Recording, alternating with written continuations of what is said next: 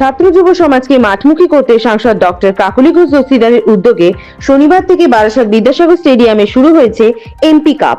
চলল 22 ফেব্রুয়ারি পর্যন্ত। বারাসত পুরসভার তত্ত্বাবধান এবং বারাসত ক্লাব সমন্বয় কমিটির সহযোগিতায় আয়োজিত এই ফুটবল টুর্নামেন্টে অংশ নিয়েছিল 8টি ক্লাব।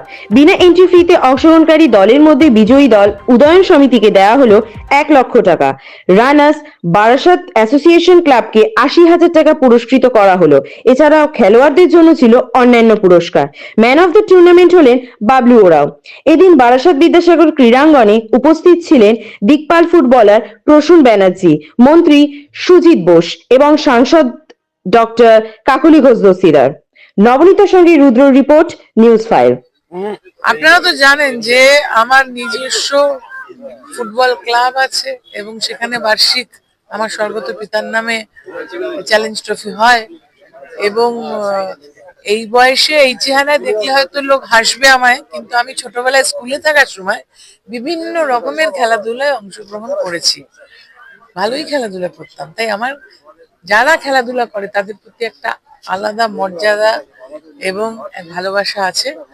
আর আমি ধন্যবাদ দিতে চাই আমাদের মাননীয় মুখ্যমন্ত্রী মমতা বন্দ্যোপাধ্যায়কে, যিনি 10 কোটি টাকা দিয়ে বারাসতবাসীর জন্য এই স্টেডিয়ামটাকে সুসজ্জিত করে তুলেছেন, নবনির্মিত করেছেন এবং এই সুযোগটা দিয়েছেন যাতে করে আমরা এই এমপি কাপটা মানুষের জন্য করতে পারি, খেলাধুলার প্রসার ঘটুক, এটাই আমরা চাই।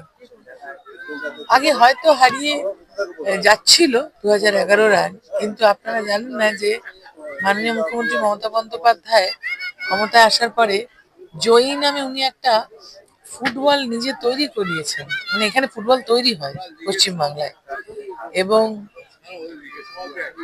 এই ক্লাবগুলোকে তিনি ভীষণ সহযোগিতা করেন খেলাধুলার প্রসার করানোর জন্য। নালে পরে 10 কোটি টাকা বারাসাতকে দিতেন না এই স্টেডিয়ামটাকে।